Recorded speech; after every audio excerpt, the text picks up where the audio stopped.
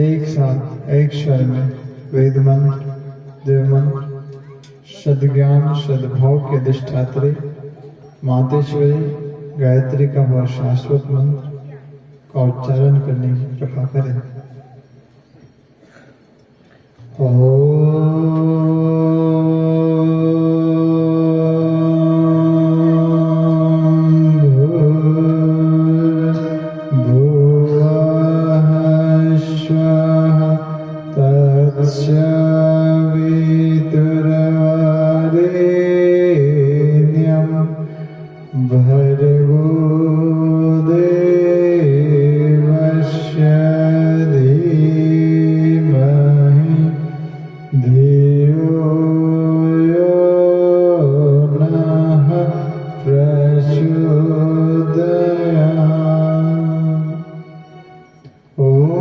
विद्याधीशं श्रीगणनाथं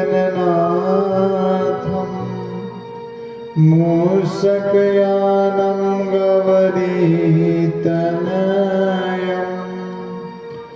वन्दे देवं सद्गुरुवदनं मङ्गलरूपं भक्ताधीनं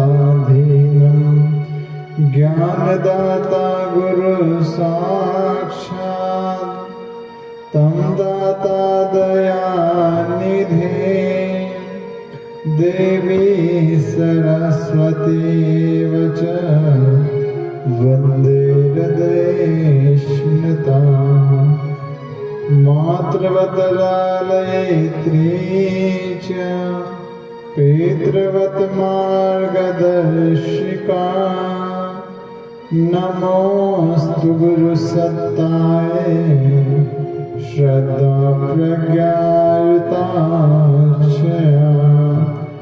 नमोऽस्तु गुरुवे तस्मै गायत्रीरूपिणे सदा यस्य वाग्मृतं हन्ति विषं संसारसङ्गकम्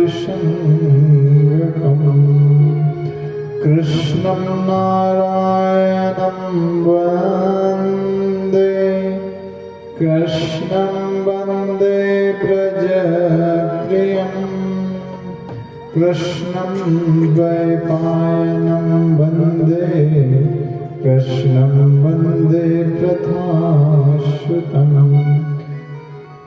देवकीनन्दनाय विद्महे वासुदेवाय धीमहि तन्नो कृष्णः प्रचोदयात् व्यासाय विष्णुरूपाय व्यासरूपाय विष्णवे नमो वै ब्रह्मनिधये वासिष्ठाय नमो नमः। भागवत पुराणं परमं पवित्रं व्यासर्वनिर्यते सहजं विरचितां ज्ञानार्णवरदं प्रतिपञ्चदिव्यं भागवते पुराणं वरदमस्तु तेज भागवते पुराणं वरदमस्तु तेज।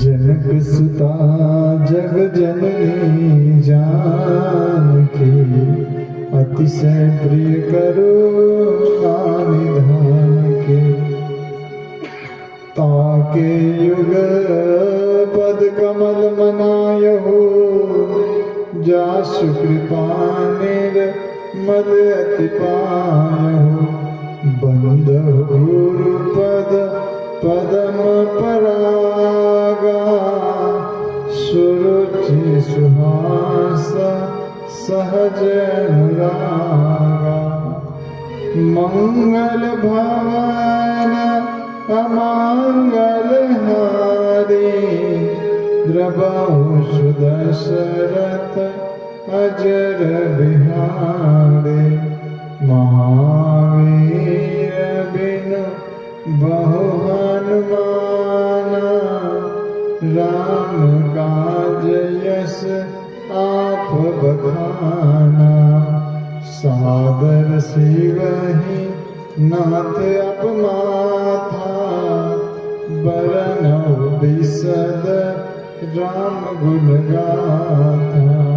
सिया राम मय सब जग जानी, करहु प्रणाम जोरि जुग पानी, करहु प्रणाम जोरि जुग पानी। माँ गायत्री दीजिए यह शाश्वत वरदान, तीर बने मम साधना, सेवा कर्म कमान। गुरुवर गुरुता दीजिए हे पावन श्री राम, जन जन के सुख चैन हित कभी न लो विश्राम। सदा भवानी दायनी षण्मुख रहाहु गणेश, पांच देव रक्षा करे ब्रह्मा विष्णु महेश। आधार शक्ति नमः, जगत जननी नमः, सद्गुरुदेवाय नमः।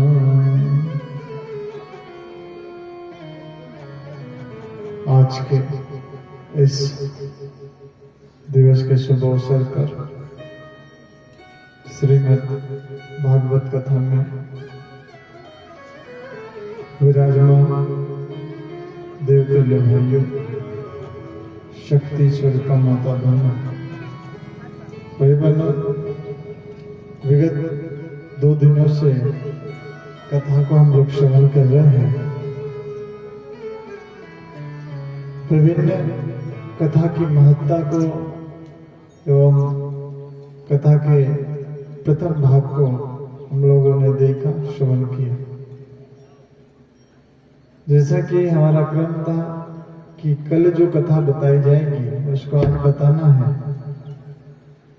तो फिर कथा प्रारंभ की जाएगी, ऐसा हमने क्रम बनाया था, नियम बनाया था। और उतना भी नहीं तो कम से कम कथा कहाँ समाप्त हुई ये तो बताना ही पड़ेगा, है ना? कहाँ समाप्त हुई? कल की कथा कहाँ समाप्त हुई थी, पता है क्या? क्यों मुख्य यजमान जी, पता है? पीछे कथा कहाँ खत्म हुई थी पता है कल? हाँ, कहाँ समाप्त हुई थी? देखिए, होमवर्क आप करके लाते नहीं हो अच्छे से, तो फिर आके पढ़ाने में मजा नहीं आता है। अच्छा, ईमानदारी से बताना, यहाँ क्या सुनने के लिए आते हैं आप?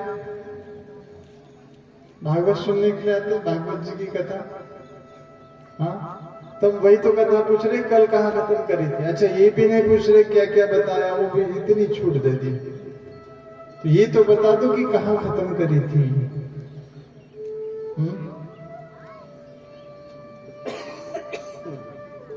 क्यों? अच्छा, या तो फिर एक काम कर लिया करो, एक व्यक्ति जितने भी श्रोतागण है ना उसमें से एक इतना ध्यान करना, ध्यान नहीं रहता तो लिख लेना कथा कहाँ खत्म हुई थी, सब सलाह करके, क्योंकि हमारा तो ध्यान रहता नहीं। हाँ, पता है फिर थोड़ा बहुत क्या क्या बताया था कल की कथा में? क्या बताया?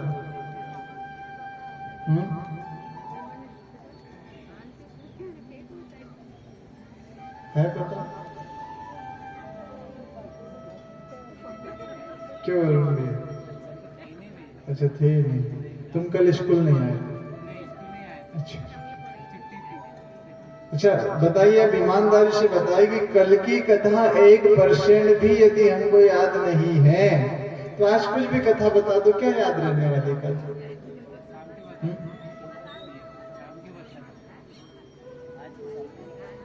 अभी की बताना पड़ेगा श्याम को। हाँ, कुछ तो याद होगा, थोड़ा बहुत कुछ। हाँ, कुछ भी याद नहीं।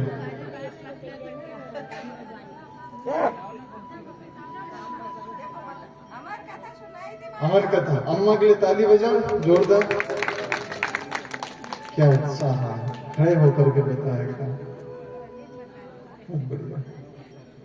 अच्छा, एक बात बताइए, अम्मा के तो हल्के फुल्के बाल भी पक गए, उसकी स्मरण शक्ति इतनी तेज है, तो फिर हम लोग क्यों पढ़ने जा रहे हैं?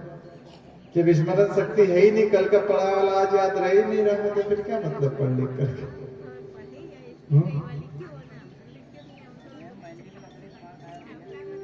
नहीं, भले ही नहीं लिखी हो, पर कुछ तो याद रहती है, कुछ तो याद रहती है।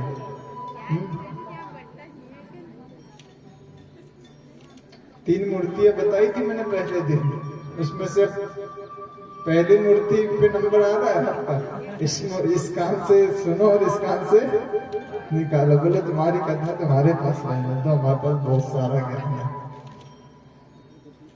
थोड़ा निवेदन करें, कथाओं को समझे, सुनने का प्रयास करें, है ना भाई बहनों। आज कथा प्रारंभ करते हैं। शौनकादि ऋषियों ने पूछा, क्या पूछा? सूत जी महाराज से बोले, हे भगवान एक बात बताइए, वो टेप मशीन खुल गई कि सबसे पहले इस कथा को किसने किसे सुनाया? तो कहा जाता है कि नारद जी ने इस कथा को किसके माध्यम से? शौनक आदि ऋषियों के माध्यम से श्रवण किया। फिर जब शौनक आदि ऋषि, शौनक आदि ऋषि कौन है? शौनक आदि ऋषि है ब्रह्मा जी के मानस पुत्र, ब्रह्मा जी के मानस पुत्र। ब्रह्मा जी के जो मानस पुत्र है शौनक आदि, ये 4 ऋषि है, सनक, सनंदन, सनातन और सनत कुमार। कौन कौन से? अब हम समझ गए, रिपीट कर करके पढ़ाना है आपको। कौन कौन से? ब्रह्मा जी के कितने पुत्र हैं? शौनक आदि ऋषियों में 4। कौन कौन से? सनक, सनंदन, सनत कुमार और सनातन। तो ये 4 ऋषियों को क्या कहा जाता है? शौनक आदि ऋषि। शौनक आदि ऋषियों ने सूत जी महाराज से पूछा, हे भगवान कृपा करके आप यह बताइए कि यह कथा दूसरी बार किसने किससे सुनी? कथा आती है, एक आत्मदेव नाम के ब्राह्मण हुए, बड़े ही विद्वान ब्राह्मण, बड़े ज्ञानी ब्राह्मण, हमेशा भगवान की भक्ति में डूबे रहते थे, हमेशा भगवान के सत्संग में लगे रहते थे। उनका विवाह हुआ था एक धुंधली नाम की स्त्री से। क्या नाम था? बोलो, धुंधली। रिपीट भी करवाएंगे, आज का रिजल्ट बहुत खराब रहा। आत्मदेव जी की पत्नी का क्या नाम था? धुंधली। अब यथा नाम तथा काम, जैसा धुंधली का नाम था वैसे ही धुंधली के सारे काम धुंधले थे। जब तक मोहल्ले में प्रतिदिन 1-2 से झगड़ा नहीं करती तब तक उसको भोजन हजम नहीं होता था। यथा नाम तथा काम। और आत्मदेव जी महाराज बड़े विद्वान ब्राह्मण थे, बड़े ज्ञानी, बड़े भगवत भक्त, और धुंधली उसके विपरीत, है ना। लेकिन फिर भी आत्मदेव महाराज प्रसन्न रहते थे। क्यों? कि बोले पत्नी ऐसी दी है तो भगवान के काम में लगा हुआ हो। पत्नी यदि अच्छी मिल जाती तो उसी में लगा रहता, है ना। पत्नी यदि अच्छी मिल जाती तो पत्नी में ही लगा रहता। पत्नी इस प्रकार से मिली है तो उसके तरफ माथा फोड़ने की आवश्यकता ही नहीं है, बस भगवान की भक्ति करता। आत्मदेव जी महाराज धुंधली से विवाह करने के पश्चात भी खुश थे, क्योंकि भगवान की पूजा पाठ करने के लिए पर्याप्त समय मिल रहा था। लेकिन आत्मदेव जी महाराज बड़े चिंतित हुए। क्यों? क्योंकि उनको कोई पुत्र नहीं था। अब जब पुत्र नहीं था तो उन्होंने सोचा कि चलो, हो सकता मेरा ही कोई प्रारब्ध रहा होगा जिसके वजह से मुझे पुत्र नहीं हो रहा है। तो कहते हैं कि एक गाय पाल ली। किसने गाय पाल ली? आत्मदेव जी महाराज। एक गाय पाल ली। दुर्भाग्य रहा उनका कि वो गाय भी बांझ निकली, गाय को भी कोई संतान नहीं। बड़े परेशान हुए, मन बड़ा उदास रहने लगा, डिप्रेशन में चले गए। उन्होंने सोचा कि मैं ही इतना मनहूस हूं, मेरा ही इतना दुर्भाग्य है, मेरा ही इतना प्रारब्ध है कि मेरे जीवन में संतान का सुख नहीं लिखा है। उदास मन से, बेमन से एक तुंगभद्रा नाम की नदी के पास में गए।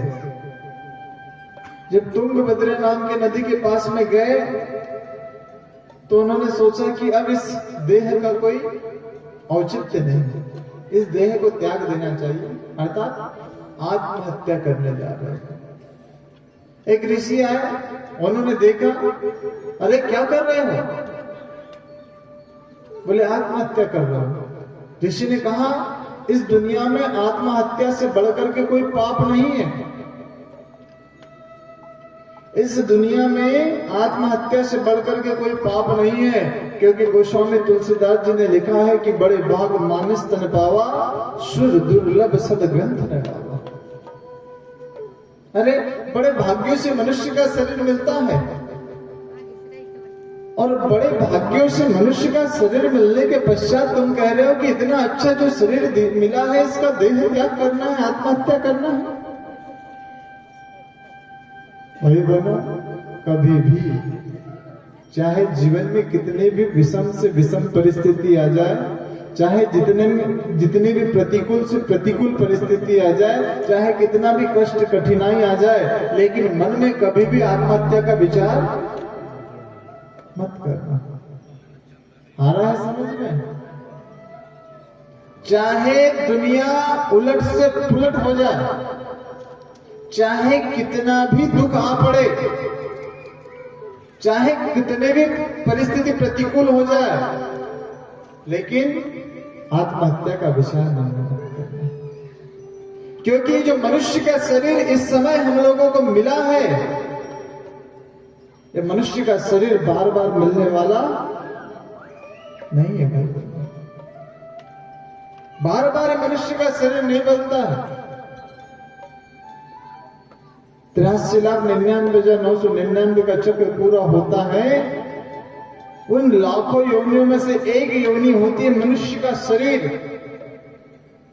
और इस मनुष्य के शरीर में खाने की स्वतंत्रता, बोलने की स्वतंत्रता, लिखने की स्वतंत्रता, पढ़ने की स्वतंत्रता, सब कुछ स्वतंत्र रूप से हम लोग कर सकते हैं। पशु को पेड़ से बांध दिया है, जब तक आप चारा अपने हाथों से नहीं डालोगे तब तक वो मांग नहीं सकता। कैसे मांगेगा? पशु को बांध के रख दिया है, जब तक पानी नहीं पिलाओगे तब तक वो पानी पी नहीं सकता। मनुष्य के पास स्वतंत्रता है, जब भूख लगे तब भोजन कर सकता है, जब प्यास लगे तब पानी पी सकता है, स्कूल जा सकता है, शिक्षा अर्जित कर सकता है, विद्या अर्जित कर सकता है, जीवन में नर से नारायण बन सकता है, पागल से परमहंस बन सकता है, बुद्धू से बुद्ध बन सकता है, और शैतान से संत बन सकता है। मनुष्य के पास में स्वतंत्रता है। आज तथाकथित खबरों में हम लोग पढ़ते हैं, पेपरों में, न्यूज में पढ़ते हैं। क्यों? बोले कक्षा 10वीं या कक्षा 12वीं की बालिका या बालक ने सप्लीमेंट्री आने पर फांसी लगा ली, आत्महत्या कर ली। अरे एक विषय में सप्लीमेंट्री आ गई तो ऐसा कौन सा बहुत बड़ा पहाड़ टूट पड़ा? एक घटना हम पढ़ रहे थे, परिवार वालों ने जितना परसेंट बोला था उससे 1% कम बना तो फांसी के फंदे पर झूल गए और आत्महत्या कर भाई बहन 1% कम बन गया तो आत्महत्या कर। वास्तव में मनुष्य के शरीर को हम लोगों ने समझा नहीं। झांसी की रानी के बारे में क्या कहा जाता है पता है? झांसी के रानी के पति शहीद हो गए थे, लेकिन फिर भी बुंदेलो हर बोलो के मुख हमने सुनी कहानी थी, खूब लड़ी मर्दानी वह तो झांसी वाली रानी। यहाँ 1 पॉइंट कम आ गया, सप्लीमेंट्री आ गया, फेल हो गया तो फांसी के फंदे पर चढ़ गए। और वहां पर पति भी मर जाने के पश्चात अपने म्यान में से तलवार निकाल करके आताताइयों को भाई बनो रणचंडी के जैसे शिकस्त देने वाली वो झांसी की रानी थी। परिस्थितियों के साथ में हम तालमेल नहीं बिठा पाते। दुर्गावती की कहानी आती है। दुर्गावती ने भी किस प्रकार से शासन व्यवस्था को संभाला था। मनुष्य बड़ा परेशान हो जाता है, व्यक्ति बड़ा परेशान हो जाता है, कर्जे में चला गया, कैसे करूं, क्या करूं, शादी करना है, ये करना है, वो करना है, ऐसा करना है। अब कहीं कोई उपाय नहीं सूझता तो पंखा और वो रस्सी और बस फांसी के फंदे पर और राम नाम सत्य। नहीं भाई, ऐसा अपराध मत करना कभी जीवन, चाहे कोई परिस्थिति आ जाए। अरे उस भगवान ने भेजा है तो कुछ सोच करके भेजा होगा। अच्छा एक बात बताइए, संघर्ष किसके जीवन में है? राम जी के जीवन में नहीं था क्या? कृष्ण जी के जीवन में नहीं था क्या? बुद्ध के जीवन में नहीं था क्या? परम पूज्य गुरुदेव के जीवन में नहीं था क्या? महात्मा गांधी के जीवन में नहीं था क्या? किसके जीवन में ऐसा व्यक्ति है? कोई एक महापुरुष बता दो जिसके जीवन में कोई संघर्ष नहीं था। उनने भाई बहनों हमारे से अधिक 10 गुना संघर्ष झेला है, 10 गुना अधिक। भगवान राम के बारे में कहते हैं, कल जिनको राजपाट होने वाला था उनको वनवास हो गया। इससे बड़ा और दुख क्या हो सकता है? किसी का जन्म हॉस्पिटल में हुआ होगा और किसी का घरों में हुआ होगा। किसी का जन्म जेल खाने में हुआ क्या? कृष्ण जी का कहाँ जन्म हुआ? जेल खाने में। छोटी सी अवस्था थी, पूतना आ गई, आगे कथा आप सुनोगे, पूतना आ गई, हाँ, मारने की कोशिश की और न जाने कितने राक्षसों ने मारने की कोशिश की। छोटी सी अवस्था में कंस को मारना पड़ा। परिस्थितियां हमेशा एक जैसी नहीं रहती। हम लोगों का धैर्य कैसा है, ये बात महत्वपूर्ण रहती है। और यदि हमको ऐसा लगता है ना कि जब भी आत्महत्या करने का मन हो तो जाकर के किसी हॉस्पिटल में चले जाना और आईसीयू थिएटर में घूम करके आ जाना। एक एक श्वास के लिए व्यक्ति कितना परेशान हो रहा है, अपने स्वास्थ्य को लेकर के कितना परेशान हो रहा है। और भाई बहनों उस समय जीवन की असली कीमत समझ में आ जाएगी। अरे भाई बहनों परिस्थितियां तो बनती बिगड़ती है, हमारी मन स्थिति अच्छी होना चाहिए, हमारा मन का भाव अच्छा होना चाहिए, उस परमात्मा पे हम लोगों को भरोसा होना चाहिए। और उस परमात्मा पे जब भरोसा होता है धीरे धीरे परिस्थितियां सुधरने लग जाती है और सारी की सारी व्यवस्थाएं व्यवस्थित होने लग जाती है। रास्ता खुलता हुआ चला जाता है, रास्ता निकलता हुआ और बनता हुआ चला जाता है। इसलिए जब तुंगभद्रा नदी पर आत्मदेव जी महाराज आत्महत्या का विचार करके गए, उन्होंने कहा जीवन में कुछ बचा नहीं। क्या नहीं बचा? क्योंकि संतान नहीं। अच्छा बताइए, संतान हो भी जाए, अरे दुष्ट प्रवृत्ति की संतान हो जाए तो क्या फायदा मिलेगा? जो कुछ मिला है इस संसार में उसमें संतुष्टि होनी चाहिए। जो कुछ मिला है उसको भगवान का प्रसाद समझ करके स्वीकार करना चाहिए। अब आत्मदेव जी महाराज को समझाया ऋषि ने, बोले तुम चिंता मत कर, मैं तुम्हें अपने साधना से, तपस्या से अर्जित किया हुआ पुण्य का एक फल तुम्हें देता हूं, जाकर के घर पे अपनी पत्नी को खिला देना, और पत्नी को खिलाने के पश्चात तुम्हें ऐसा तेजस्वी पुत्र पैदा होगा जिसकी कल्पना तुमने नहीं करी होगी। आत्मदेव जी महाराज उस फल को लेकर के जाते हैं अपने पत्नी के पास में। क्या नाम है उनके पत्नी का? हाँ, ऐसा आप चेक करना पड़ेगा टाइम टाइम। क्या नाम है? धुंधली। यथा नाम तथा काम। उसने कहा कौन इस फल को खाएगा? फिर गर्भावस्था में जाएगा और उस बोझे को लेकर के कौन ढोते रहेगा 9 महीने तक? यथा नाम तथा काम। बुद्धि धुंधली है उसकी। अब भाई बनो, बुद्धि धुंधली है। उसकी बहन उस दिनों में इसके यहाँ पे मेहमान आई थी। उन्होंने कहा क्या बात हो गई? बोले मेरे पति ने एक फल लाया है, इस फल को खाने से संतान हो जाएगी, लेकिन मैं खाना नहीं चाहती। बोले तू चिंता मत कर, मैं 1 महीने से गर्भ से हूं। ये जो फल है, ये फल का क्या करना है? ये फल बोले तू गाय के टोकरी में डाल दे और मेरे साथ में चल।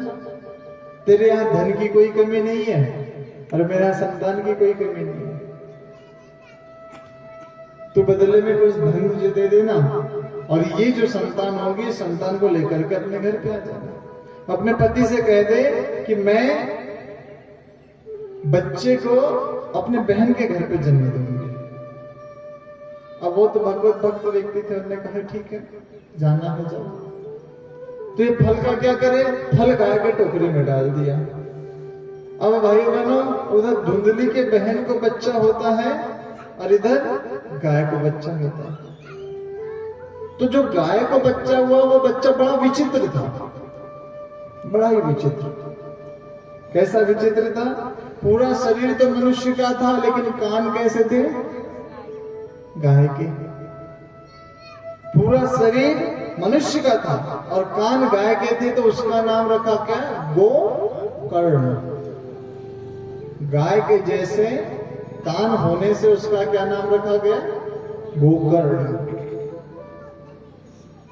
अब इधर जो धुंधली के बहन ने जो बच्चे को जन्म दिया था, जिसको लेकर के धुंधली अपने घर पर आई थी, अब धुंधली के माध्यम से जो बच्चा हुआ, अर्थात उसके बहन के माध्यम से जो धुंधली लेकर के आई थी, उसका क्या नाम रखा गया? क्या? धुंधकारी। अब 2 भाई हो गए। एक गाय ने जो बच्चे को जन्म दिया उसका नाम गोकर्ण, और जो धुंधली अपने बच्चे को लेकर के साथ में आई थी उसका नाम धुंधकारी। और जो धुंधकारी था वो सर्व अवगुण संपन्न। कैसा था? सर्व अवगुण। ध्यान से सुना क्या? सर्व अवगुण संपन्न। सारे अवगुण, ऐसा कोई अवगुण छूटता नहीं था जो धुंधकारी के भीतर नहीं था। अब भाई बहनों, बच्चे बड़े हुए। जो धुंधकारी जी भाई साहब थे, बचपन से ही उनको सारे अवगुण लग गए। मदिरा पीना, गलत स्त्रियों का संग करना, चोरी करना, डाका डालना, गुटखा खाना, सिगरेट पीना, झूठ बोलना, अन्याय अनीति करना, सारे जितने भी अवगुण हैं सारे अवगुण थे उनके भीतर। और सारे अवगुण थे, लेकिन गोकर्ण जी जिसको गाय ने जन्म दिया था, ये सर्वगुण संपन्न थे। अब दोनों बड़े हुए। बड़े होने के पश्चात क्या होता था? 4 प्रकार के धर्म होते रहे, 4 प्रकार के आश्रम। कौन सा? एक होता है ब्रह्मचर्य, एक होता है गृहस्थ, एक होता है वानप्रस्थ और एक होता है सन्यास। ब्रह्मचर्य में क्या करते हैं? ब्रह्मचर्य में 0 से 25 वर्ष तक की अवस्था में ज्ञान अर्जित करना, शिक्षा दीक्षा अर्जित करना, विद्या अध्ययन करना और उसके पश्चात अपने जीवन का एक ऐसा मोड़ लेकर के जाना जहां से हमें कुछ 2 पैसों की आर्थिक मदद मिलती है, जिससे हम लोग परिवार का सही रूप से संचालन कर सकें। ये ब्रह्मचर्य है। आज क्या हो रहा पता है?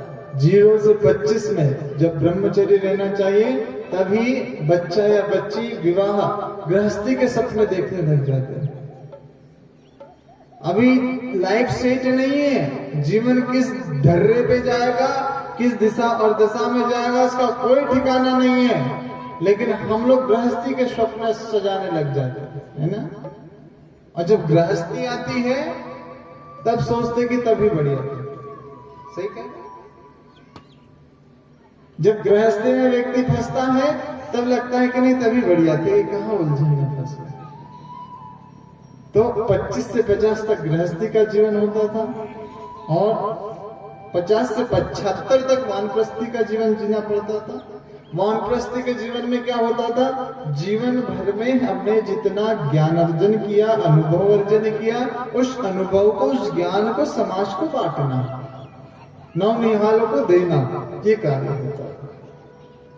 और उसके पश्चात 75 से 100 वर्ष की जो अवस्था थी, जंगलों में जाकर के अपने आत्मोद्धार के लिए साधना करना पड़ता था, ताकि हमारी आत्मा परमात्मा में एकाकार हो सके। तो इधर आत्मदेव जी महाराज की जो अवस्था थी, ये वन गमन के लिए। अब ये संन्यास्त होना चाहते थे। अब जब संन्यास्त होना चाहते थे तो भाई बहनों, गोकर्ण जी ने कहा कि पिताजी आप जाना चाहते हो जंगल, आप जा सकते हो। और गोकर्ण जी चले गए उच्च शिक्षा के लिए। गोकर्ण जी उच्च शिक्षा के लिए चले गए। घर पे केवल अब धुंधली थी और धुंधकारी था। एक दिन क्या हुआ? एक दिन धुंधकारी को शराब पीने के लिए पैसा चाहिए था, मदिरा पीने के लिए। अब मदिरा पीने के लिए पैसा चाहिए था, पैसा था नहीं पास में। अपने मां से मांगने लगा। मां ने कहा, मां कहा समुद्र में कमाने जाएगी क्या? मां ने कहा बेटा पैसा नहीं है। तो कहते हैं कि मां का गला घोट करके धुंधकारी ने मां की हत्या कर दी। जैसी मां की हत्या करी, अब तो स्वतंत्र हो गया, आजाद हो गया। शराब पीना, मदिरा पीना, गलत स्त्रियों का संग करना। एक दिन जिन स्त्रियों के साथ में धुंधकारी रहता था, उसके कहने पर राजकोष में जाकर के धुंधकारी धन चोरी करने चला गया, पहुंच गया। धन चोरी करके भी ला लिया। स्त्रियों ने सोचा कि एक न एक दिन तो पकड़े जाएंगे, राजा एक न एक दिन पकड़ लेगा। और जब राजा एक न एक दिन पकड़ेगा तो धुंधकारी को सजा देगा, वो तो ठीक है, लेकिन साथ में हमको भी दंड देगा, हमको भी सजा मिलेगी। तो अब क्या करें? कहते हैं कि धुंधकारी को उस दिन अत्यधिक मदिरा पिला करके, शराब पिला करके उसके प्राणों को हरने का प्रयास किया उन स्त्रियों ने। मर नहीं रहा था। दुष्ट व्यक्ति इतनी जल्दी मरता भी नहीं, ध्यान रखना।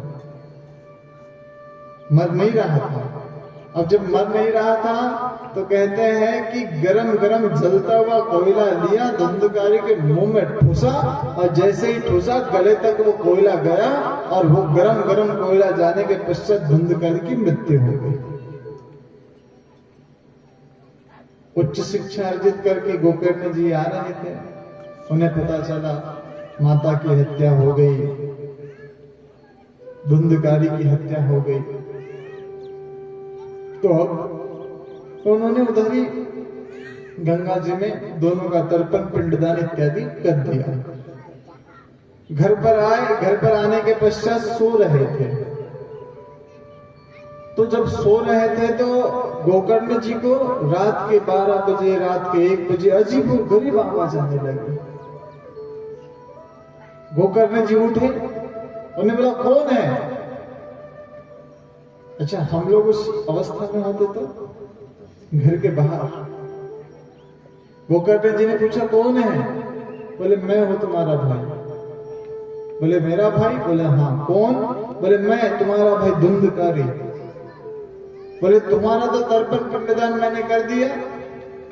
बोले एक नहीं 100 बार मेरा पिंडदान कर दो या 100 बार तर्पण कर दो तो मेरी मुक्ति होने वाली नहीं है। मुक्ति बाधित हो जाती है भाई। हम लोगों को लगता है ना भूत प्रेत पिशाच ये कौन बनते हैं?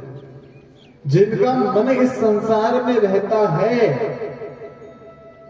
जिनका मन इस संसार में ही उलझा रहता है, उस शरीर से तो रहते हैं, शरीर से तो मर जाते हैं, लेकिन मन इसी संसार में घूमते रहता, विचरते रहता है। और उसी मन के वजह से, उसी माया के वजह से भाई बहनों उनकी मुक्ति नहीं हो पाती। और जिनकी मुक्ति नहीं होती है ना वही भूत बनते हैं। जिनकी मुक्ति हो जाती है वो भूत नहीं बनता है। अब इधर धुंधकारी ने कह दिया, बोले एक नहीं 100 बार तर्पण कर दो तो भी मेरी मुक्ति होने वाली नहीं है। तो क्या करना चाहिए? गोकर्ण जी गए, बड़े बड़े संत महात्माओं से पूछा कि क्या करना चाहिए। तब कहते हैं कि श्रीमद् भागवत का सप्ताह पारायण करना चाहिए। श्रीमद् भागवत जी का महीना पारायण भी होता है, मास पारायण।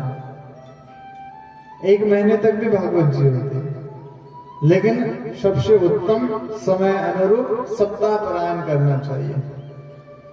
अब सप्ताह पारायण किया गया, श्रीमद् भागवत जी की कथा हुई। अब प्रेत योनि में है कौन? कौन प्रेत योनि में? हाँ, धुंधकारी। धुंधकारी किसी से भी कभी भी कुछ भी पूछा जा सकता बताए गए में से, इसलिए सभी लोग कानों को खोल करके ध्यान से सुने, है ना। तो धुंधकारी प्रेत योनि में है। प्रेत की विशेषता यह होती है कि एक जगह टिकता नहीं है। तो फिर क्या किया गया? हरा बाज बुलाया गया, 7 गांठों वाला। प्रत्येक गांठ में प्रत्येक दिन उसको स्थिर किया गया, बांधा गया प्रत्येक दिन। ये जो बांस यहां पर खड़ा दिख रहा है लाल कलर में, 7 गांठ वाला, ये धुंधकारी का प्रतीक है। और ये तब से अभी तक चला आ रहा है ना। भागवत जी सार्वजनिक कराओ या व्यक्तिगत कराओ, इससे लाभ ये होता है कि जो पिशाच योनि में है, जो भूत योनि में जाने अनजाने में हमारे ग्राम की आत्माएं हैं जिनकी मुक्ति नहीं हो पा रही है, उनकी मुक्ति भी इस भागवत कराने से होती है। व्यक्तिगत कराओ तो होती है, लेकिन सार्वजनिक कराने से भी इसका लाभ हम लोगों को मिलता है। तो इस प्रकार से धुंधकारी को 7 गांठ के बांस में बांधा गया ताकि पिशाच की योनि बंदी हुई है। अब बांध करके रख दिया। जैसे आप लोग रोज कथा सुन रहे 2 दिन से, प्रसाद ले रहे, घर पे जा रहे, फिर समय हो रहा, फिर आ जा रहे, फिर पंडित जी पूछ रहे बताओ कल कौन सी कथा सुनी।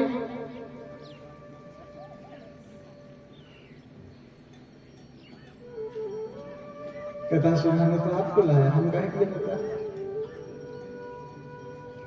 तो ऐसा ही हो रहा था। कहां पर? वहां पर जहां गोकर्ण जी भागवत करा रहे थे। अब धुंधकारी की चूंकि आत्मा को तो बांध करके रख दिया था इस बांस के भीतर। अब भाई बहनों कहते हैं कि जैसे ही अंतिम दिन आया, 7वां दिन कथा का, अंतिम दिन 7वां दिन कथा का आने के पश्चात एक स्वर्ग से यान उतर के आया। और जब स्वर्ग से यान उतर करके आया तो यान उतरने के पश्चात कहते हैं कि धुंधकारी को बिठा करके सीधा कहां ले गया? स्वर्ग ले गया, अर्थात उसकी मुक्ति हो गई, उसको मोक्ष मिल गया। गोकर्ण जी ने कहा ठहरो, कथा केवल अकेले धुंधकारी ने थोड़ी ना सुनी है, कथा तो हम सबने सुनी है। तो अकेला धुंधकारी क्यों स्वर्ग पे जाएगा? स्वर्ग तो हम सभी को चलना चाहिए। कथा हम सभी लोगों ने सुनी है ना। क्यों भाई, सुन रहे हो कथा आप सभी लोग? हाँ, कितने लोग कथा सुन रहे हैं? हाथ खड़ा करें।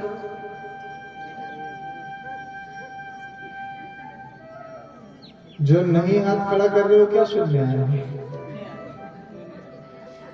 हाँ, आए हैं सभी लोग सुनने आए हैं। अच्छा चलिए, तो यदि ज्ञान आ जाए और कहे कि अब स्वर्ग चलो, कथा का उद्देश्य ही स्वर्ग जाने का, तो अब हाथ खड़ा करो, कितने लोग स्वर्ग चलेंगे?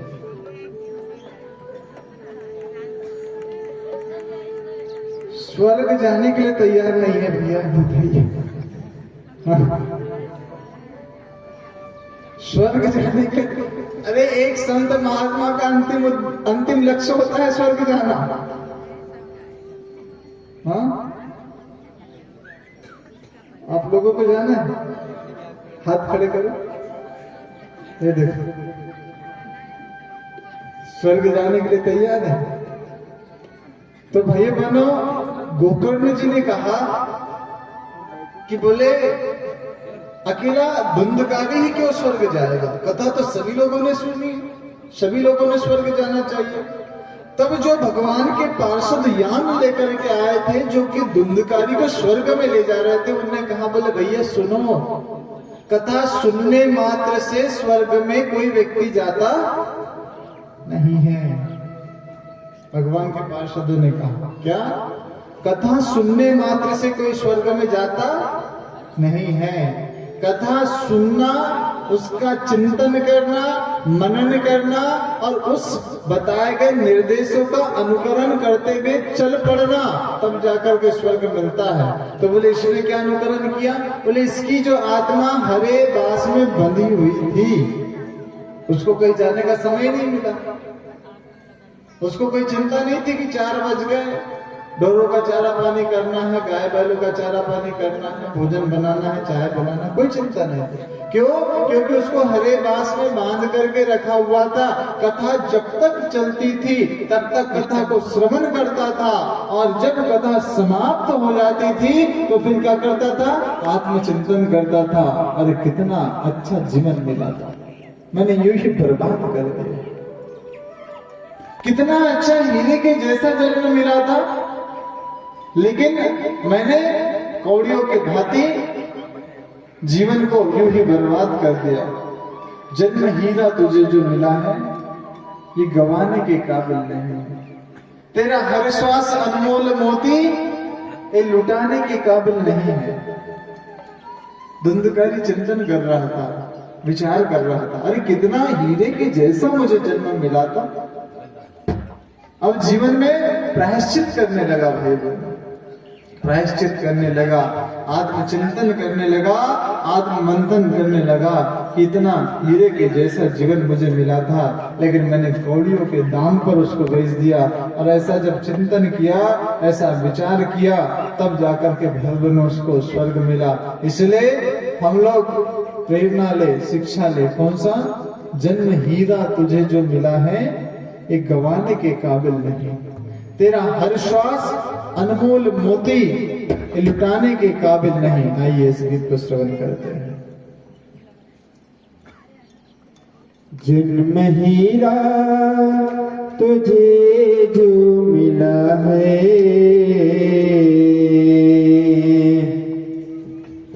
जन्म हीरा तुझे जो मिला है, ये गंवाने के काबिल नहीं है, ये गंवाने के काबिल नहीं है।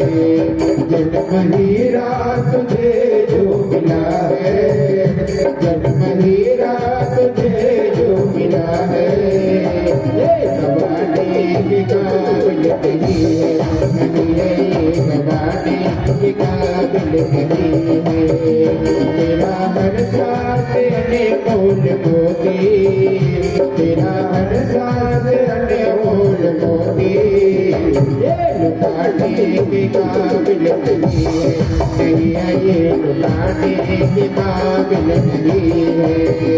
जन्म हीरा तुझे जो मिला है, जन्म ही रात दे जो मिला है, ये गवाने के काबिल नहीं है, ये गवाने के काबिल नहीं है।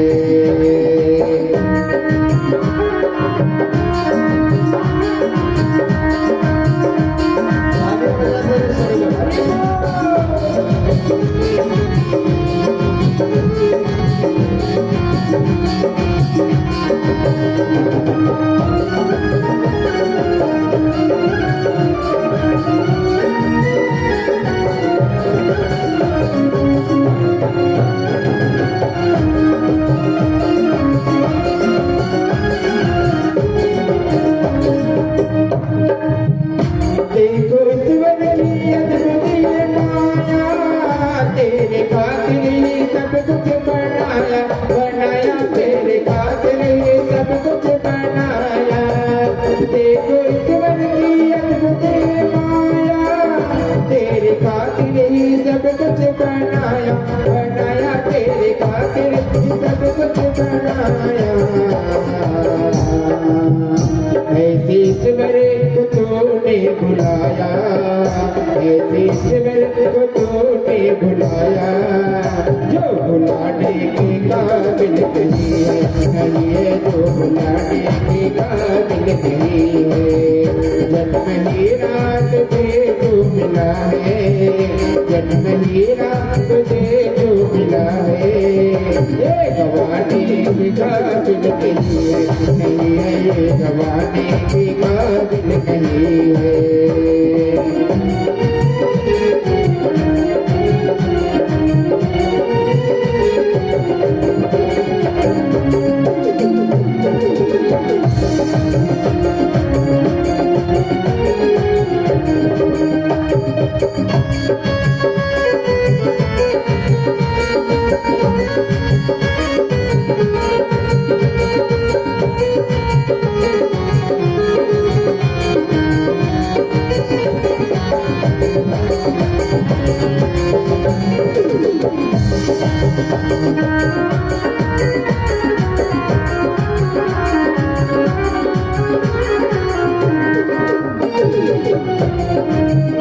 बसु जी तेरी सेवा कमाते, करने के बाद भी काम आते, आते मरने के बाद भी काम आते।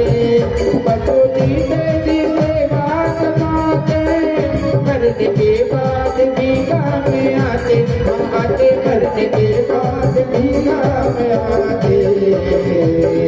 तेरा जिस्म मरे कर किसी के, तेरा जिस्म मरे कर किसी के, काम आने के काबिल नहीं है, काम आने के काबिल नहीं है। जन्म ही रात दे जो मिला है, जन्म ही रात दे जो मिला है, ये गवाने के काबिल नहीं है, नहीं है ये गवाने के काबिल नहीं है।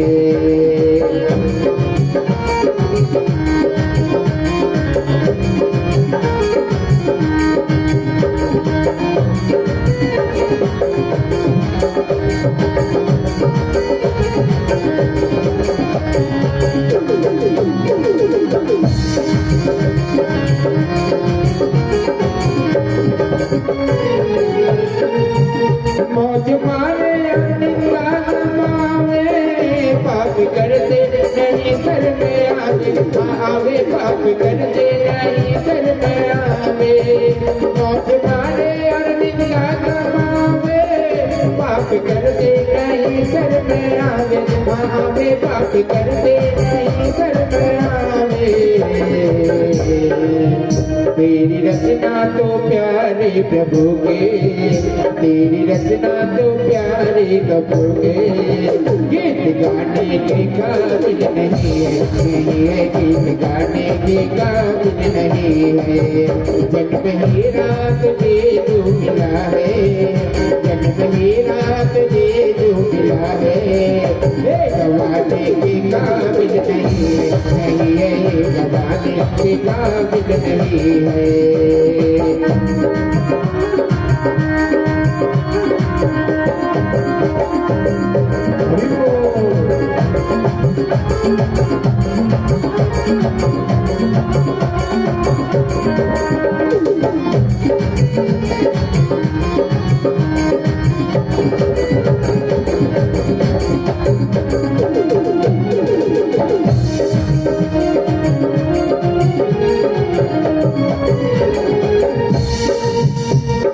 संभला तो रोना पड़ेगा, दर्द में करके होना पड़ेगा, पड़ेगा दर्द में करके होना पड़ेगा। अपने संभला तो रोना पड़ेगा, दर्द में करके होना पड़ेगा, पड़ेगा दर्द में करके होना पड़ेगा। तेरा ऐसा बुरा हाल होगा, तेरा ऐसा बुरा हाल होगा, वो बताने के काबिल नहीं है, वो बताने के काबिल नहीं है। वो जन्म ही रात दे जो मिला है, जन्म ही रात दे जो मिला है, ये गवाने के काबिल नहीं है, ये गवाने के काबिल नहीं है। तेरा हर श्वास अनमोल मोती, तेरा हर श्वास अनमोल मोती, ये लुटाने के काबिल नहीं है, ये लुटाने के काबिल नहीं है, ये गवाने के काबिल नहीं है, ये गवाने के काबिल नहीं है, ये गवाने के काबिल नहीं है। भागवत भगवान की जय। जन्म हीरा तुझे जो मिला है ये गंवाने के काबिल नहीं, तेरा हर श्वास अनमोल मोती ये लुटाने के काबिल नहीं है। ये भाई बहनों अनुभव होने लगा किसको? धुंधकारी को। जब मनुष्य के शरीर में था तब नहीं समझ में आया। गीत में अंतिम लाइन जो आपने सुनी, क्या? अब ना संभला तो रोना पड़ेगा। क्या करना पड़ेगा? अब ना संभला तो रोना पड़ेगा, नरक में गर्क होना पड़ेगा, और तेरा ऐसा बुरा हाल होगा जो बताने के काबिल नहीं। जब धुंधकारी जी को लगा कि वास्तव में बहुत बड़ा अपराध मुझसे हुआ, बहुत बड़ा, कि मनुष्य के जैसा हीरे के जैसा जन्म मिला था, मैंने क्या किया? मदिरा पिया, गलत स्त्रियों के साथ रहा, चोरी की, झूठ बोला, यहां तक नहीं अपने मां का गला घोट करके मार दिया। तो कहते हैं कि कितना भी पापी से पापी व्यक्ति भी इस कथा को जब सुनता है, समझता है, चिंतन करता है, विचार करता है, उसका मनन करता है, तो उसके जीवन में भी परिवर्तन आ जाता है। और धुंधकारी जैसा सर्व अवगुण संपन्न व्यक्ति जब भगवान का पार्षद यान लेकर के आता है और वो स्वर्ग चला जाता है, तो भाई बहनों यदि हम लोग इस कथा को सुने, विचार करें, चिंतन करें, मनन करें और आचरण में उतारे, तो निश्चित रूप से भाई बहनों हम लोग भी ये लोग और परलोक दोनों को सवार और सुधार सकते हैं। अब सौनक आदि ऋषि पूछते हैं सूत जी महाराज से, हे भगवान, अब हम भगवान के अवतारों के बारे में जानना चाहते हैं। सूत जी कहते हैं कि वैसे तो भगवान के कितने अवतार हुए? 24। कितने अवतार हुए? गायत्री मंत्र में अक्षर कितने हैं? कितने? 24। एक एक मंत्र का, अक्षर का एक एक अवतार माना जाता है। अक्षर 24 परम पुनीता, इनमें बसे शास्त्र श्रुति और गीता। महामंत्र जितने जग माही, कोहू गायत्री सम नाही। तो इन्हीं 24 अक्षरों पर 24 अवतारों की व्याख्या की जाती है। तो जो 2 अवतारों के बारे में, जिसके बारे में कम सुनने के लिए और समझने के लिए मिलता है, एक है हंसा अवतार। हंसा अवतार में क्या हुआ था? कहते हैं कि चतुर्श्लोकी भागवत हंसा अवतार में भगवान ने सुनाया। और एक है हैग्रीव अवतार। हैग्रीव अवतार में एक हैग्रीव नाम का घोड़े के जैसा एक हैग्रीव हुआ, उसने घोर तपस्या की और उसने कहा कि बोले मुझे मेरे जैसे शरीर वाला ही कोई मार सके। तब भगवान ने हैग्रीव अवतार लिया था और उसका मर्दन किया था, उसका उद्धार किया था। अन्य अवतार सनकादि, वराह अवतार, नारद जी का, नर नारायण, कपिल और दत्तात्रेय। दत्तात्रेय जी के बारे में थोड़ा हम उल्लेख करते हैं। एक माता अनुसुईया थी, सुना है क्या नाम माता अनुसुईया का? माता अनुसुईया थी, जब पृथ्वी लोक पर थी तो उसके सतीत्व का डंका बजता था, सतीत्व का उसका डंका बजता था। नारद जी ने जाकर के 3 देवियों को ये खबर पहुंचाई। 3 देवियां कौन कौन सी? ब्रह्मानी, रुद्रानी और लक्ष्मी जी। ब्रह्मानी किसकी पत्नी है? ब्रह्मा जी की। रुद्रानी किसकी पत्नी है? पार्वती जी का नाम है रुद्रानी। किसकी पत्नी है? भगवान शंकर जी की। और माता लक्ष्मी किसकी पत्नी है? भगवान विष्णु जी की। 3 देवों की 3 देवियां, उनको जाकर के नारद जी ने बताया, बोले इस दुनिया में अनुसुईया माता के सतीत्व का डंका बजता है। वही बोलो, जब क्या होता है, क्षमा करना, बड़े घर की माता बहनों को किसी की यदि प्रशंसा हो जाए छोटे घर की, वो हजम नहीं होती हर किसी को। जो बड़े घर की माता बहनें रहती ना, छोटे घर की किसी बहन की, माता बहन की यदि तारीफ हो जाए, प्रशंसा हो जाए, तो वो पचा नहीं पाती। अब ब्रह्मानी, रुद्रानी और कौन? लक्ष्मी जी, जब इनके सामने उनकी तारीफ करी तो तारीफ करने के पश्चात क्या हुआ?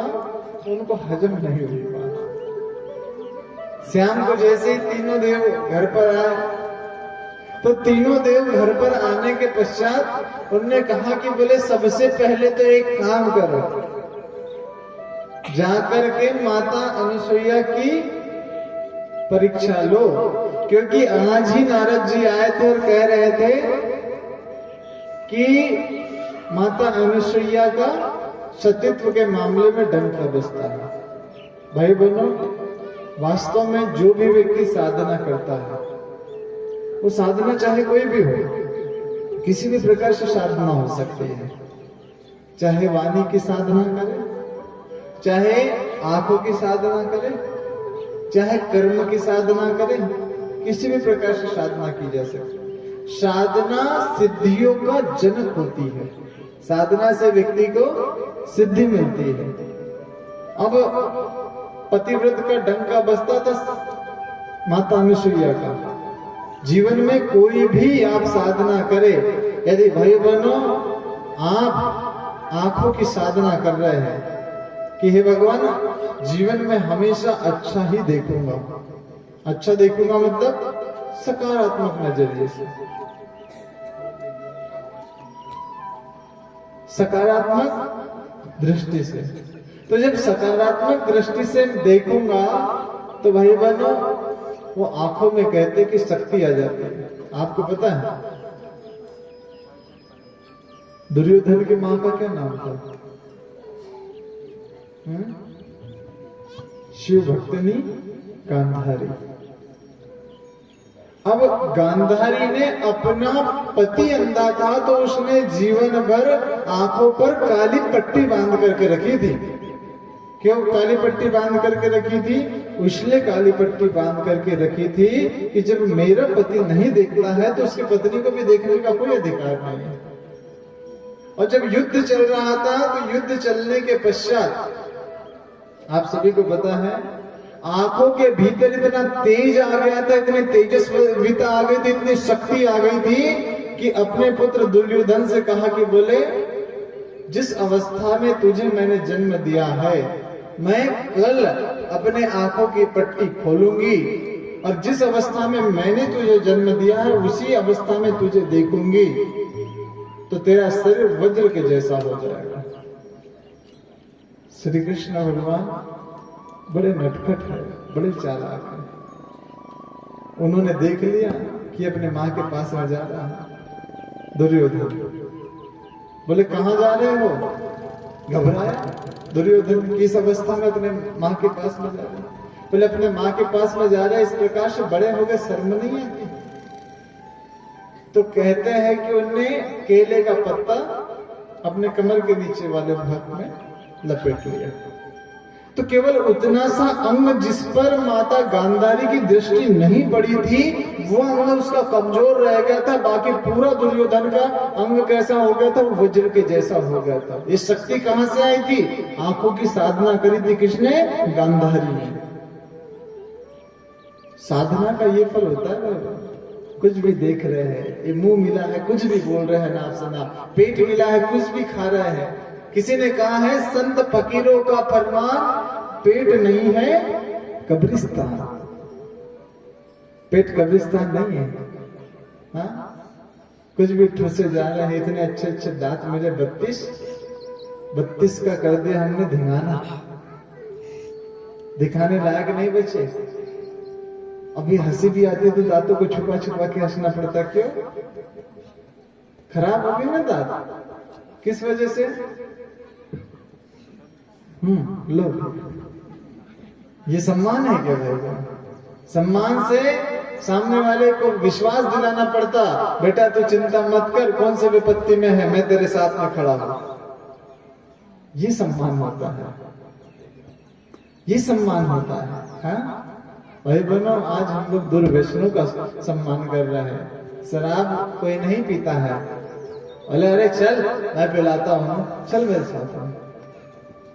एक दिन पिला देगा, 2 दिन पिला देगा, आदत आ गई, अब क्या करेंगे? तर्क देते हैं बड़े बड़े लोग हमारे को, बोले जब तक गुटखा नहीं खाएंगे, तम्बाकू नहीं खाएंगे, बोले हमारा पेट साफ नहीं होता। हमने कहा पैदा होते से ही खाने लग गए थे क्या? तब भी तो पेट साफ होता होगा ना? हाँ भाई बहनों, खाना क्या 2-3 साल के बाद पश्चात व्यक्ति खाना कुछ न कुछ तो खाने लग जाता। जो भी खा रहा पी रहा उसको तो पचाना पड़ता है ना, विचार करना पड़ेगा। मुंह की साधना करे, खाए तो अच्छा खाए, बोले तो अच्छा बोले, ये मुंह की साधना हो गई। कानों की क्या साधना करना है? सुने तो अच्छा सुने, ये कानों की साधना हो गई। और जब साधना हमारी बढ़ती है तो हमारे शरीर में से सतीत्व का जागरण होता है, और जब सतीत्व का जागरण होता है तो फिर हमारे शरीर के भीतर शक्ति आती है। और शक्ति का जब पता चला कि इस धरती पर अनुसुईया जी के सतीत्व का डंका बजता है, तब भाई बहनों क्या हुआ पता है आप लोगों को? तब वो तीनों देवियों ने कहा कि बोले सबसे पहले जाओ और माता अनुसुईया की परीक्षा लो। अब माता अनुसुईया की जब परीक्षा ली तो परीक्षा लेने के पश्चात कहते हैं तीनों देव ब्राह्मण के वेश में गए। उन्होंने कहा देवी भवती भिक्षाम देवी। भाई बहनों, मांगने का तरीका होता है। जब सच्चा ब्राह्मण, जब सच्चा संत हमारे दरवाजे पर आता है उसे वापस नहीं करना चाहिए, लेकिन वो सच्चा हो तो ही हमको देने का फल प्राप्त होता है। और नहीं तो क्या होता है पता है? आज तो व्यापार चल रहा है जी, बड़े मस्त हट्टे कट्टे नौजवान भगवा पहन करके आएंगे, उनको वेदों का नाम नहीं पता, कितने वेद हैं, कितने उपनिषद है, कुछ नहीं पता। उनको राजा दशरथ जी के पुत्रों का नाम नहीं पता, लेकिन भगवा पहनेंगे, एक घर नहीं सारे घरों में मांगेंगे। और अच्छा एक बात बताइए, यदि मान के चलो आपके गांव में लगभग 200 घर तो होंगे, है 200 घर मान लो। अब 200 घर में थोड़ा सा भी अनाज दो तो उसकी कीमत कम से कम 10 रुपए तो रहती है ना? हाँ, या तो 10 रुपए से नीचे तो कोई दान देता ही नहीं है पहले चीज। अब 200 घरों में यदि उसने 10 रुपए इतना अनाज मांग लिया या धन मांग लिया तो 200 घरों में कितना हो गया? कितना हो गया? 200 गुणित 10, हाँ कितना हो गया? बोलो। देखो हमारी थोड़ी गणित कमजोर है। 200 गुणित 10 कितना हो गया? लेकिन इतनी भी कमजोर नहीं कि आप कुछ भी गलत बता दो हम सुन लेंगे। 2000 रुपया हो गया। अब 200 घरों में उसको मांगने में कितना समय लगा होगा? 1 घंटा है, 2 घंटे? 2 घंटे में 2000 रुपये अपने जेब में डाल करके चला गया। अब 2000 रुपये कमाने में आपको कितना मेहनत लग रही है? 8-8, 10-10, 12-12 घंटे मेहनत कर रहे हो आप लोग। वही बनो, ऐसे लोगों को दान देने से हमारा पुण्य नष्ट होता है। ऐसे लोगों को दान नहीं देना चाहिए। दान देना चाहिए कैसे? सच्चे ब्राह्मण को, सच्चे संतों को। और सच्चे संतों और सच्चे ब्राह्मणों की सबसे सही परिभाषा ये है, वो झोली में नहीं भरते हैं, वो केवल उधर पूर्ति के लिए मांगते हैं और केवल 5 या 7 घरों में मांगते हैं, 8वें घर में जाते नहीं है। और इस 7 घरों में यदि उनको मना कर दिया है तो भाई बहनों उस दिन भूखे रह जाएंगे, लेकिन उस दिन फिर भीख मांगते नहीं। वो असली संत है, वो असली ब्राह्मण है। अब उन्होंने बहुत ही भिक्षा देही कहा, ब्राह्मण का वेश बनाया, माता अनुसुईया से भिक्षा मांगने के लिए गए। लेकिन जैसे ही भिक्षा देने के लिए माता अनुसुईया गई तो उन्होंने कहा कि बोले तुम्हें क्या चाहिए? बोले हमें भिक्षा चाहिए, लेकिन देवी हम ऐसी भिक्षा स्वीकार नहीं करेंगे। कैसे भिक्षा स्वीकार करोगे? बोले जिस प्रकार आपका जन्म अपने माँ की कोख से हुआ था, उसी अवस्था में यदि आप हमें भिक्षा दो तो हम भिक्षा को स्वीकार करेंगे। माता अनुसुईया ने कहा, बोले तुम्हें मेरे सतीत्व से डर नहीं लगता? मेरे श्राप से डर नहीं लगता? तीनों देवों ने क्या कहा जो ब्राह्मण के वेश में आए? बोले श्राप देना है तो श्राप दे दो, हमने तो मांग लिया। माता अनुसुईया को लगा कि साधारण ब्राह्मण नहीं है, अपने कमंडल का जल दाहिने हाथ में लिया और तीनों ब्राह्मणों पर जल का सिंचन किया। तो तीनों ब्राह्मणों पर जल का सिंचन करने के पश्चात क्या हो गया? तीनों बालक छोटे छोटे बन गए। कैसे हो गए? छोटे छोटे। तो फिर क्या बोलते हैं? माता अनुसुईया ने डाल दियो पालना, 3 देव झूल रहे बन करके लालना। आइए इस गीत को हम लोग श्रवण करते हैं।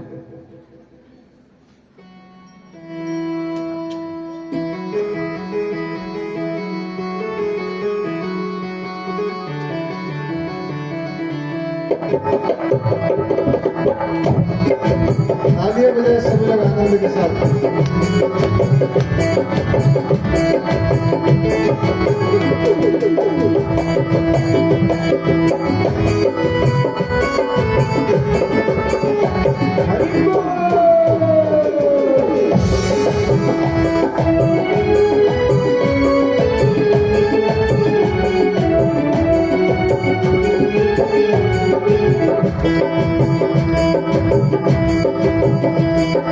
माता अनुसुईया जी ने डाल दियो पालना, माता अनुसुईया ने डाल दियो पालना, माता अनुसुईया जी ने डाल दिया पालना, माता अनुसुईया जी ने डाल दियो पालना। झूल रहे 3 देव बन करके लालना, झूल रहे 3 देव बन करके लालना, झूल रहे 3 देव बन करके लालना, झूल रहे 3 देव बन करके लालना।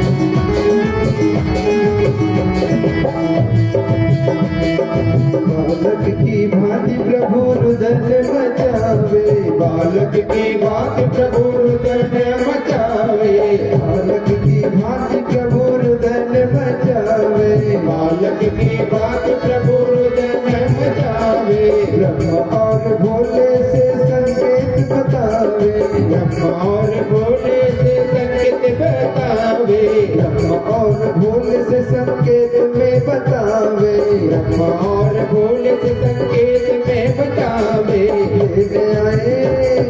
लेने आए भेदिया गली नहीं डालना, लेने आए भेदिया गली नहीं डालना, फूल रही देव बज करके लालना, फूल रही देव बज करके लालना।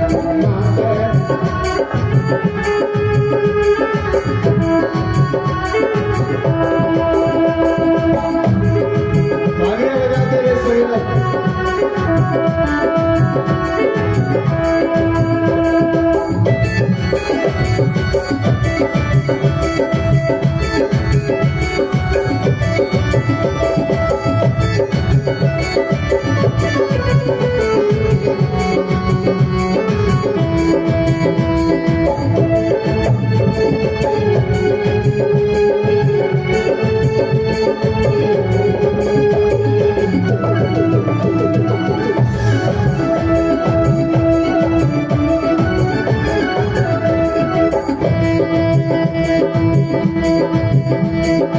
मेरे घर आए मुझे देने बधाई, मेरे घर आए मुझे देने बधाई, मेरे घर आए मुझे देने बधाई, मेरे घर आए मुझे देने बधाई। माता अनुसुईया त्रिदेवों से क्या कहती है? भूल गए आज अपनी सारी चतुराई, भूल गए आज अपनी सारी चतुराई, भूल गए आज अपनी सारी चतुराई, भूल गए आज अपनी सारी चतुराई। भारत की भारत की देवियों से हुआ आज सामना, भारत की देवियों से हुआ आज सामना। झूल रहे तीन देव बन करके लालना, झूल रहे तीन देव बन करके लालना।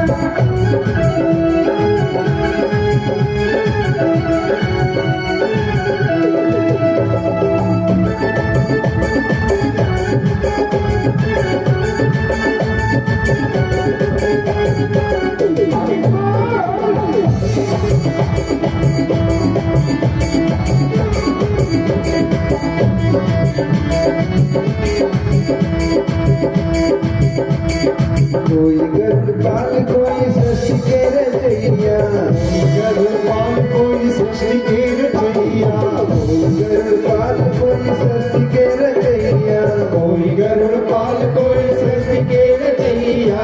कोई बैठना दिया पे डमरू बजैया, कोई बैठना दिया पे डमरू बजैया, कोई बैठना दिया पे डमरू बजैया, कोई बैठना दिया पे डमरू बजैया। ऐसे फंसे ऐसे फंसे दीन देव कुछ नहीं हालना, ऐसे फंसे दीन देव कुछ कोई हालना। झूल रहे दीन देव बन करके लालना, झूल रहे दीन देव बन करके लालना।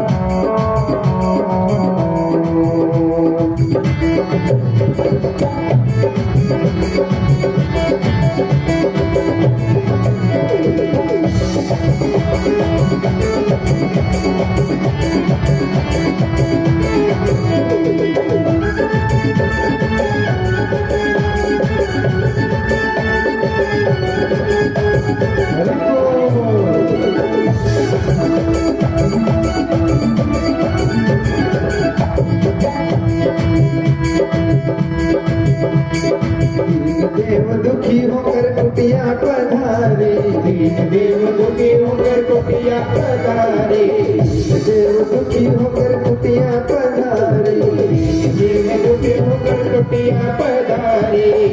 मोहे पति दे तो विनती हमारी, माता मोहे पति दे तो विनती हमारी, माता मोहे पति दे तो विनती हमारी, माता मोहे पति दे तो विनती हमारी।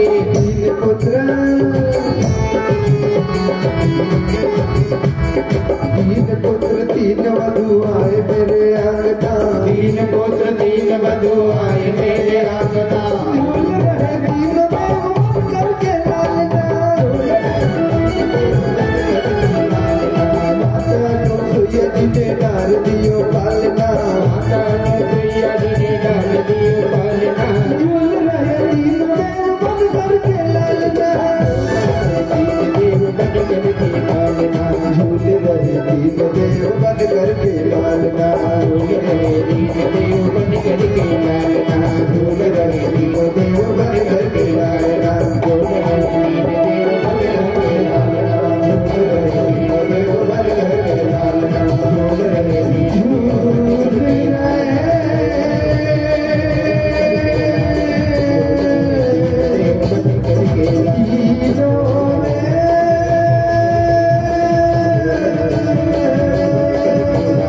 झूल रहे तीन देव बन करके लालना।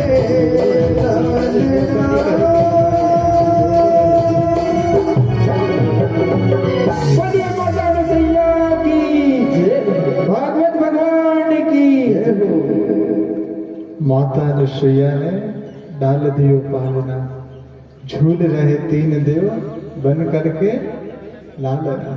माता अनुसुईया ने भाई बना छोटे छोटे बच्चे के रूप में इतनी शक्ति थी।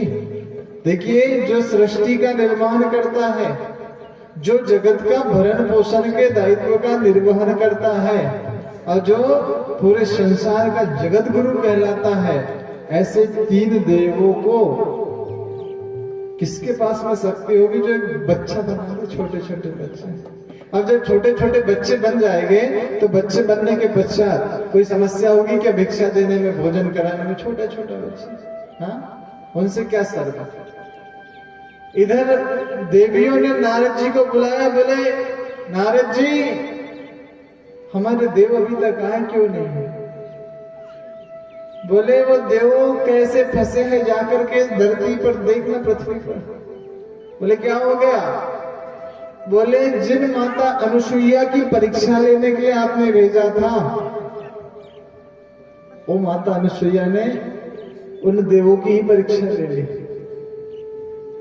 अच्छा, एक चीज बताइए भाई बहनों, जो पूरे सृष्टि का नियमन करते हैं, संचालन करते हैं, वो देव को क्या इतना नहीं पता होगा कि माता अनुसुईया के पास में जाएंगे, उनकी परीक्षा लेंगे तो ऐसी स्थिति बनेगी? पता होगा ना। लेकिन कई बार क्या होता है, अब उनको बोला किसने था? उनके देवियों ने, ब्रह्मानी ने, रुद्रानी ने और लक्ष्मी जी ने, इनने ही बोला था। तो देवता ये शिक्षा देते हैं कि कई बार जो देवियों को बात मुंह से बोल करके बताओ तो समझ में नहीं आती है, तो फिर करके बता दो। समझ रहे हैं? देवियों को यदि समझाते कि बोले हम नहीं जा सकते वहां पर, अरे वो देवी बहुत शक्तिशाली है, बहुत साधक स्तर की देवी है, उसके पास में हम लोग नहीं जा सकते। लेकिन यदि वो समझाते चाहे कितना भी, लेकिन वो देवियों के समझ में आता क्या? नहीं। तो देवियों के समझ में नहीं आता है। अच्छा, राम जी को जो है हिरण को मारने के लिए किसने भेजा था? किसने भेजा था? माता सीता ने भेजा था। हाँ, अच्छा एक बात बताइए, रावण को मना कर रही थी ना मंदोदरी, रावण माना क्या? नहीं माना। इधर जो है किधर महाभारत में द्रौपदी एक बात पकड़ ली और महाभारत करा दी। तो भाई बहनों, कहने का क्या तात्पर्य है? कहने का तात्पर्य है कि कई बार देवियों को बात समझाओ तो समझ में आती नहीं है। बदले में कौन फंस जाता है? पति परमेश्वर फंस जाते हैं, है ना? अब यहाँ पर अनुसुईया जी ने तीनों देवों को कैसे छोटे छोटे बच्चे बनाते। देवियों को जैसे ही पता चला, देवियां तुरंत दौड़ते हुए गई। कहां पर? माता अनसुईया के कुटिया में। और जब माता अनसुईया जी की कुटिया में वहां देवियां गई तो जाकर के उनने कहा, क्या कहा? माता मोहि पति दे दो विनती हमारी। क्या बोला? माता मोहि पति दे दो विनती हमारी। तो माता अनसुईया ने कहा कि बोले ये तो आपके पति यहाँ पर सोए हुए हैं झूले में, देख लो कौन किसका पति है, ले जाना को अपने साथ में। लेकिन भाइयों बहनों क्या हुआ पता है? ब्रह्मा विष्णु महेश झूल रहे पलना में, है ना? क्या कहा अनसुईया ने? बोले ब्रह्मा विष्णु महेश ये पलने में झूल रहे हैं। अब तुम एक काम करो, तुम्हें जो अपना पति है उसको लेकर के चले जाओ और सावधान रहना देवियों, ब्रह्मा जी को ये हाथ लगाना, लक्ष्मी जी विष्णु जी को ही हाथ लगाना और पार्वती जी शंकर जी को ही हाथ लगाना। अब भाई बहनों छोटे छोटे बच्चे एक जैसे, कैसे किसको हाथ लगाए किसको नहीं लगाए। अब यहां पर देवियों का सतीत्व खतरे में आ गया। तो फिर माता अनसुईया क्या बोलती है पता है? ब्रह्मा विष्णु महेश झूल रहे पलना में। आइए इस गीत के माध्यम से इस प्रसंग को पूरा श्रवण करते हैं।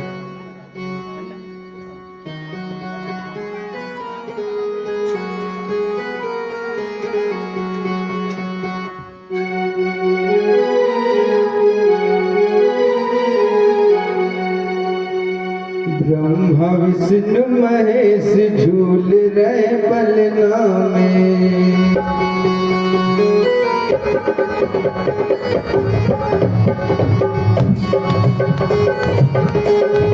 आगे जोड़कर कटने वाले गले से झूल रहे पलना में। ब्रह्मा विष्णु महेश झूल रहे पलना में, ब्रह्मा विष्णु महेश झूल रहे पलना में।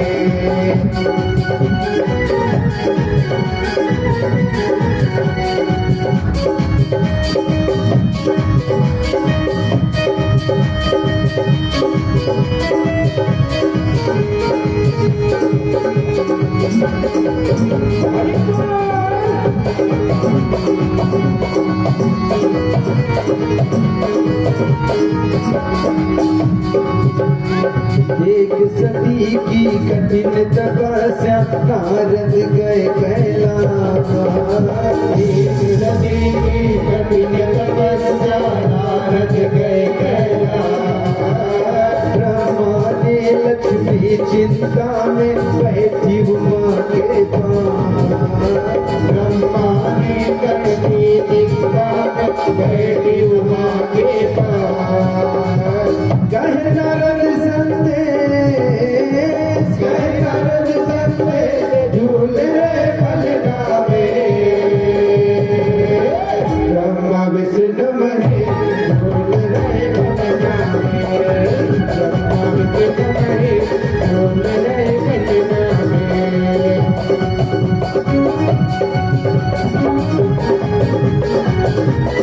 हरि बोल।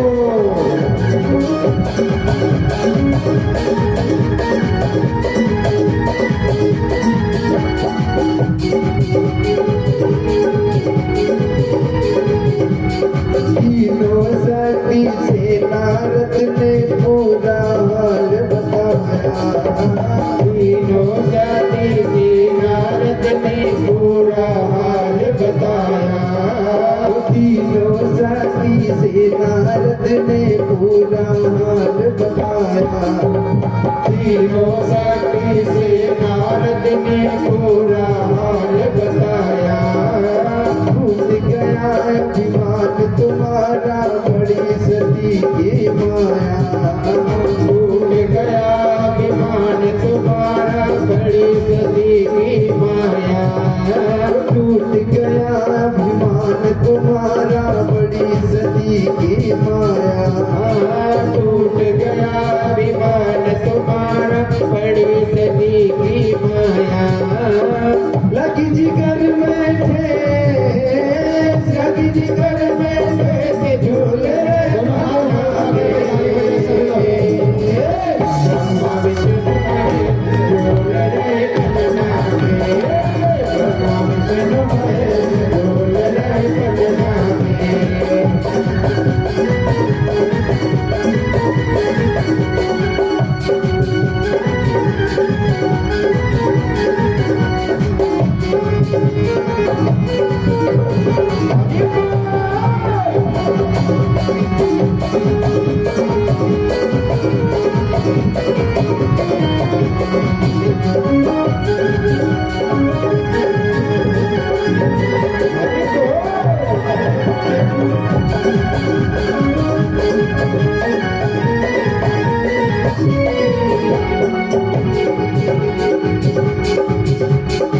नारद जी क्या कहते हैं मांगो क्षमा तुम अनुसुईया से मांग तुम्हें कर देगी मांगो क्षमा अनुसुईया जी से मांग तुम्हें कर देगी मांगो क्षमा तुम अनुसुईया से मांग तुम्हें कर देगी मांगो क्षमा अनुसुईया जी से मांग तुम्हें कर देगी और जो है पति तुम्हारे देखो वो वापस कर देगी जो है पति तुम्हारे देखो वापस तुम्हें कर देगी सुन लो बात विशेष सुन लो बात विशेष झूल रहे पलना में ब्रह्मा विष्णु महेश झूल रहे पलना में ब्रह्मा विष्णु महेश झूल रहे पलना में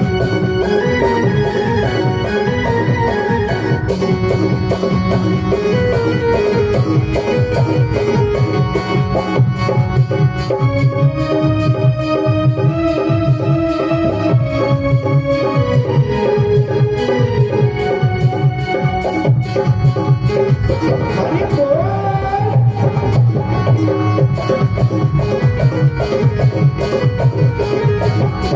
नारद की बात सुनकर तीनों देवियां अनुसुईया के द्वारे पहुंचती है तीनों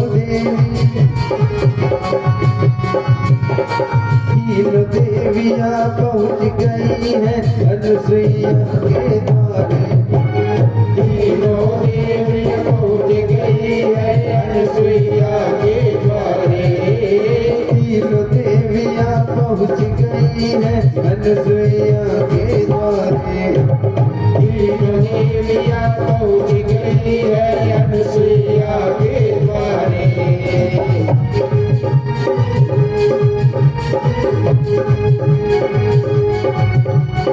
अनुसुईया बहु बड़ी है छोटे लाल हमारे कहे अनुसुईया बहु बड़ी है छोटे लाल हमारे वो कहे अनुसुईया बहु बड़ी है छोटे लाल हमारे कहे अनुसुईया बहु बड़ी है छोटे लाल हमारे देने लगी उपदेश देने लगी उपदेश झूल रहे पलना में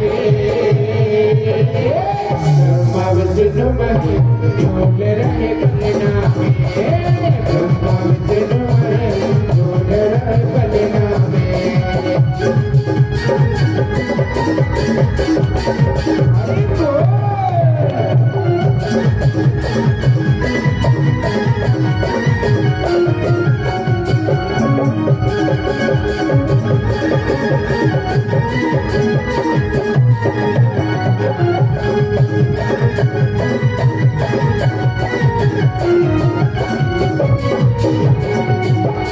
बोल ब्रह्मानी जी से कहती बात सती है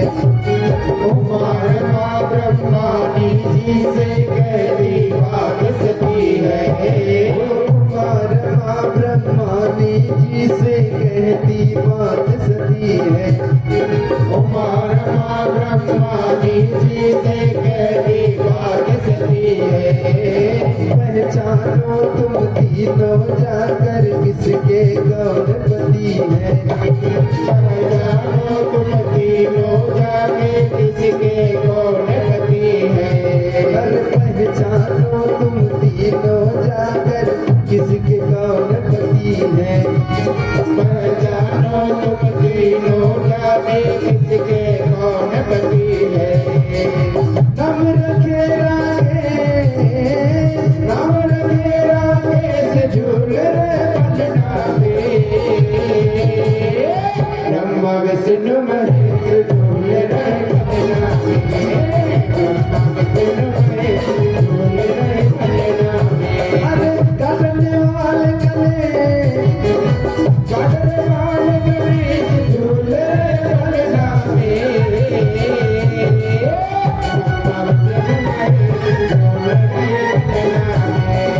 ब्रह्मा विष्णु महेश झूल रहे पलना पे, ब्रह्मा विष्णु महेश झूल रहे पलना पे।